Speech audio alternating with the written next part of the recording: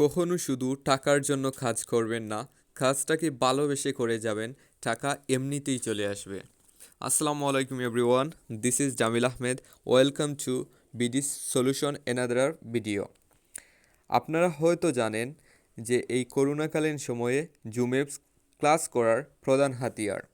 তাই অনেকে আমাকে প্রশ্ন করেছেন, স্যার আপনার ক্লাস আমি কিভাবে করব, প্লাস জুম অ্যাপস কী এবং জুম অ্যাপস কীভাবে ইনস্টল করতে হয়। তাই আজকে আমি শেখাবো প্রথমে জুম অ্যাপস কীভাবে ইনস্টল করতে হয়, প্লাস আমার আইডি এবং পাসওয়ার্ড কী।